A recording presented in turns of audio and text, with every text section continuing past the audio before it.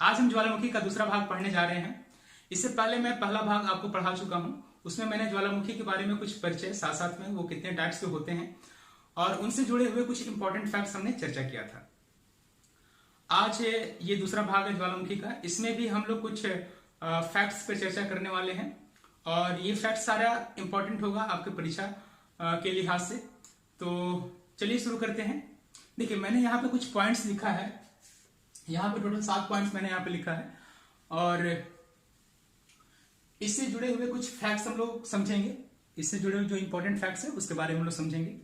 तो चलिए शुरू करते हैं। सबसे पहला पॉइंट जो कि है क्या, अग्निवलय। अग्निवलय को इंग्लिश में हम लोग क्या बोलते हैं, फायर रिंग्स।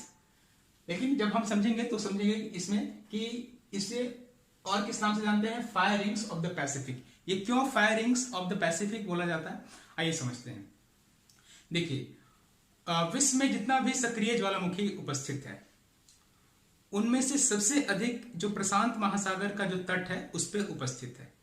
आई बात समझ में। और सक्रिय ज्वालामुखी है, इसका मतलब क्या, उसमें से लौ निकलते रहेगा, यानी कि वो लाइटेड रहेगा, है ना। इसलिए इसे हम क्या बोलते हैं, fire ring of the Pacific. क्या बोलते हैं, fire ring of the Pacific. Hindi में इसे क्या बोलते हैं, अग्निवलय।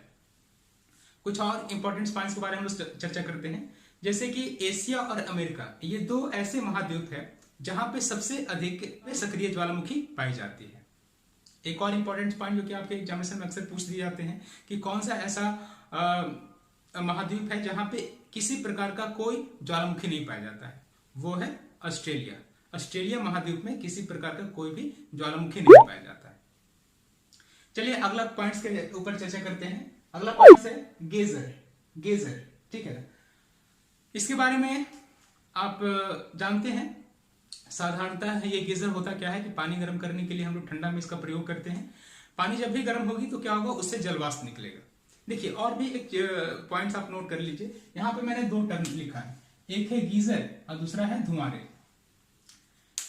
दोनों जो है ज्वालामुखी से ही रिलेटेड है। जैसे कि ये जो गीजर है, ज्वालामुखी जिसमें उद्गम होगा, यानी कि जिसमें उसका उद्गार होगा ज्वालामुखी का, उससे जुड़ा हुआ ये टर्म है गीजर। और जब ज्वालामुखी का अंत होगा उससे जुड़ा हुआ टर्म क्या है, धुआंरे। तो चलिए गीजर के बारे में समझते हैं। जैसा कि मैंने बताया कि गीजर क्या होता है, पानी गर्म करने का इक्विपमेंट होता है जिसे हम लोग आमतौर पे ठंडा के समय में पानी गर्म करते हैं। और पानी जब भी गर्म होगा तो क्या होगा, उससे जलवाष्प निकलेगा, है ना। तो कुछ यहां भी ऐसा ही होता है कि जब ज्वालामुखी का उत्सर्जन होता है, जब ज्वालामुखी का इमर्सन होता है, इरप्शन होता है, तो होता क्या है कि उसके आसपास कुछ क्षेत्र ऐसे कुछ क्षेत्र में जो उपस्थित जो दरार है या फिर जो सुराख है, उसमें से जल तथा जलवाष्प निकलते रहते हैं। बहुत ही इंपॉर्टेंट एग्जांपल है गीजर को लेकर के। एक ओल्ड फेथफुल गीजर जो कि यूएसए में एक पार्क है जिसका नाम है येलो स्टोन पार्क। यहां का गीजर, यूएसए का येलो स्टोन पार्क में उपस्थित ओल्ड फेथफुल गीजर बहुत ही ज्यादा इंपॉर्टेंट है, बहुत ही ज्यादा महत्वपूर्ण है। आगे चलते हैं और समझते हैं धुआंरे के बारे में। धुआंरे को इंग्लिश में क्या बोलते हैं, फ्यूमारोल्स। क्या बोलते हैं, फ्यूमारोल्स। देखिए होता क्या है, मैंने बताया था कि ये जो है ज्वालामुखी का जब अंत होता है उस समय का ये क्रिया है। जब ज्वालामुखी का अंत होगा उस समय ज्वालामुखी के माउथ से डिफरेंट टाइप्स ऑफ गैसेस निकलेंगी, साथ साथ में जलवाष्प भी निकलेगा। उसी को हम लोग धुआंरे बोलते हैं। कुछ इससे जुड़ा हुआ इंपॉर्टेंट फैक्ट्स, कुछ एग्जांपल क्या क्या है।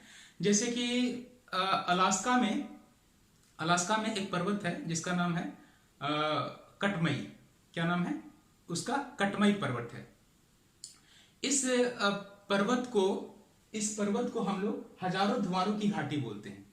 इस पर्वत को क्या बोलते हैं, हजारों धुआरों की घाटी। इंग्लिश में क्या बोलते हैं, a value of 10,000 smokes. A value of 10,000 smokes. इसके अलावा और भी कुछ आपका धुआंरे हैं। जैसे कि इससे पहले वाले अध्याय में मैंने बताया था, पहला वाला भाग ज्वालामुखी का जब मैं पढ़ा रहा था उसमें बताया था कि ईरान में एक ज्वालामुखी है, वहां पे भी धुआंरा काफी, उसका भी धुआंरा काफी इंपॉर्टेंट है। वो कौन सा ज्वालामुखी है, ईरान में पाए जाने वाले कोह सुल्तान धुआंरा। इसके अलावा न्यूजीलैंड में एक गल्फ है जिसका नाम है प्लेंटी की खाड़ी, है ना। उस गल्फ में एक द्वीप है व्हाइट द्वीप, वहां पे उपस्थित जो धुआंरे हैं वो भी काफी ज्यादा चर्चित और काफी ज्यादा इंपॉर्टेंट है। ये सबसे हो सकता है कि आगे आपके एग्जामिनेशन में क्वेश्चन पूछते। आगे चलते हैं, कोटोपैक्सी के बारे में समझते हैं। आगे क्या है? कोटोपैक्सी। कोटोपैक्सी एक पर्वत है जो कि ज्वालामुखी से बना हुआ है, और ये सबसे ऊंचा ज्वालामुखी से बना हुआ पर्वत है तो पर्वत बहुत सारे ज्वालामुखी से बने हुए, लेकिन ये ज्वालामुखी से बने हुए सबसे ऊंचा पर्वत है। इसका ऊंचाई जो है, इसका ऊंचाई 19,613 फीट, 19,613 फीट। इसको आप याद कर लीजिएगा। ये कहां में है कोटोपैक्सी? ये इक्वाडोर में है, ठीक है। कहां में? इक्वाडोर में। आगे चलते हैं, ओजस डेल सलाडो ज्वालामुखी। क्या है? ओजस डेल सलाडो ज्वालामुखी। ये किसके लिए प्रसिद्ध है और कहां पे उपस्थित है? देखिए, सबसे ऊंचा स्थित सक्रिय ज्वालामुखी, सबसे ऊंचाई पे स्थित सक्रिय ज्वालामुखी का क्या नाम है? ओजस डेल सलाडो ज्वालामुखी। ये आपका एंडीज पर्वत पे उपस्थित है। और क्वेश्चन इससे और इस तरह से पूछ सकता है कि किन दो देशों की सीमा पे ये जो ज्वालामुखी है उपस्थित है? ये आपका अर्जेंटीना और चिली, ये दो कंट्री है, इसके सीमा पर ये ज्वालामुखी उपस्थित है। इससे इतना ही काफी है जो फैक्ट्स है। आगे चलते हैं, एंकारगुआ ज्वालामुखी। एंकारगुआ ज्वालामुखी ये किसलिए प्रसिद्ध है? ये एक शांत ज्वालामुखी है। क्या है? शांत ज्वालामुखी है, जो कि काफी, जो जितना भी शांत ज्वालामुखी है उनमें से ये सबसे ऊंचाई पे स्थित शांत ज्वालामुखी है। सबसे ऊंचाई पे स्थित शांत ज्वालामुखी क्या नाम है? एंकारगुआ ज्वालामुखी, ठीक है। ये भी एंडीज पर्वत पे है। किस पे है? ये भी एंडीज पर्वत पे है। इसका ऊंचाई कितना है? 6,960 मीटर।